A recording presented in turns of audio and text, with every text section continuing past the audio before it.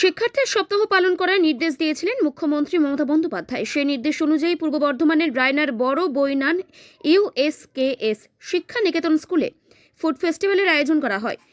এই ফুড ফেস্টিভ্যালকে কেন্দ্র করে স্কুলের ছাত্রছাত্রীরা সকলে অংশগ্রহণ করে।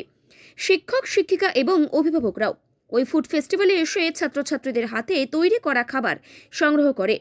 স্কুল ছাত্রছাত্রীরা ওই ফুড ফেস্টিভ্যালকে কেন্দ্র করে বিভিন্ন রকমের সুস্বাদু খাবার বানিয়ে পরিবেশন করেন।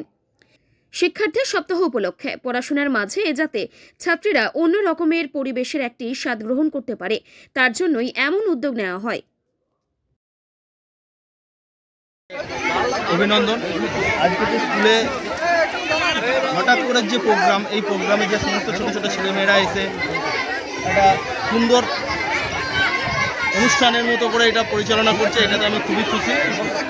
আগামী দিনে চাইবো এটা যাতে আরও বড় হয়, সেটুকুই বলবো। এবং মাস্টার দিকে এর জন্য আমি অভিনন্দন জানাই।